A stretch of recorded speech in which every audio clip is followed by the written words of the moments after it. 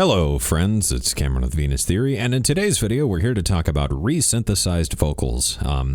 Not totally sure if that's really the proper name for this, but that seems to be kind of the key word and what people refer to this as. So in this video we're going to be taking this vocal sound, I'm not another girl, and we're going to turn it into this thing right here, which sounds like this.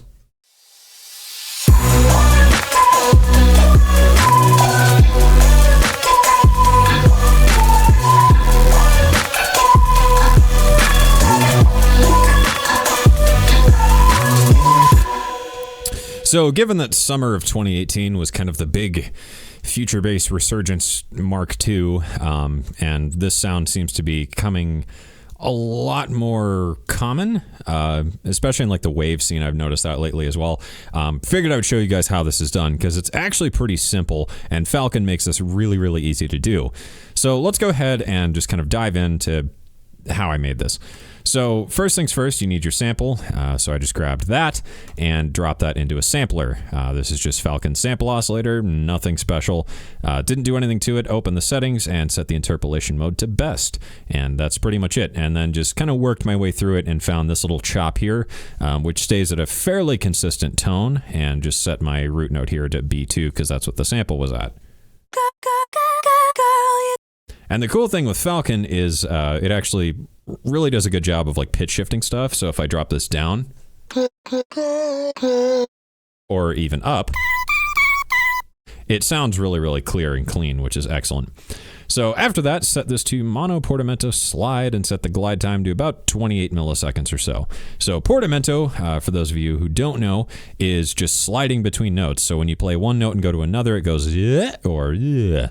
So that's a pretty important thing, and automating this in certain cases can be really useful if you don't have like FL Studio that allows you to do that within the MIDI roll or piano roll. This is a good thing to automate just to kind of control that glide.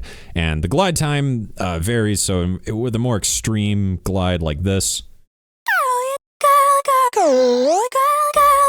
So, you know, just depends on what you're kind of going for in terms of feel. So I found a fairly short one worked pretty well.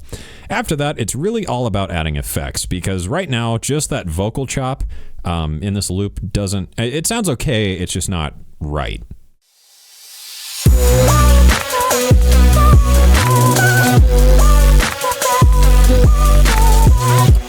So that's fine, but you know, Falcon has tons of excellent effects, so why not utilize them? So this is the effect setup. It's not anything too special, however, there are kind of some tips and tricks with this type of sound. So with all of the effects, it sounds like this.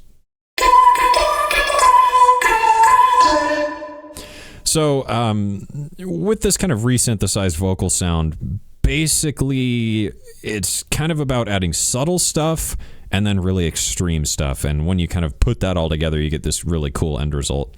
So we'll just go through this one at a time here and just explain why I did what I did.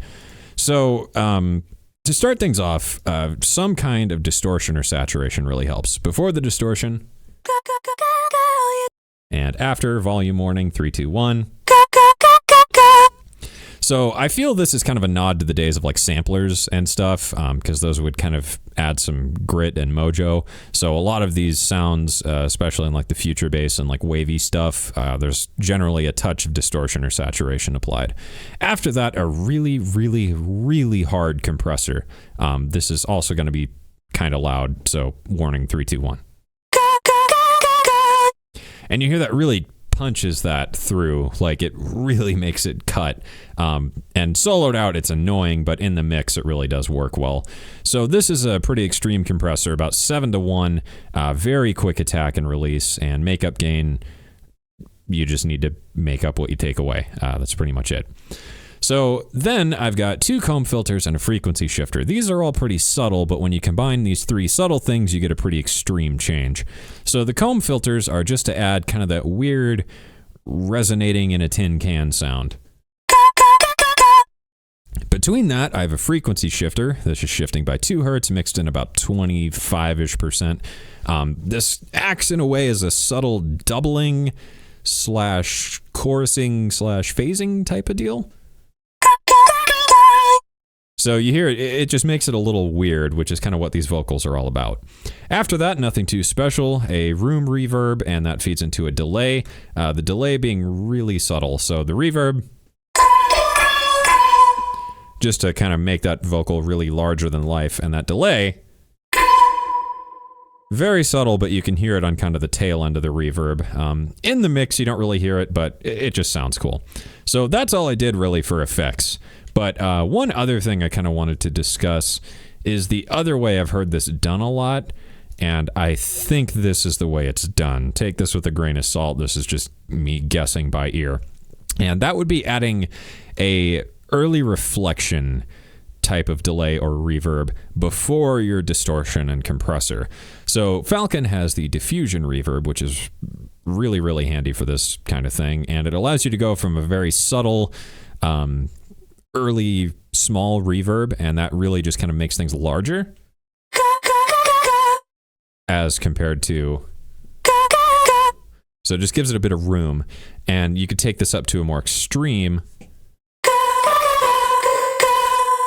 and you get that kind of ringing, echoing thing going on, which I've heard a bit, especially when the vocal is very low. So, you know, I think that's how that's done, in case you were wondering. But yeah, that's pretty much all there is to it. I know this was kind of a short tutorial, but like I said, it's really not that complicated. And especially with Falcon, it's super, super easy to make these things. And that's all you need. So get some vocals, chop them up, add some effects, and you can make these things.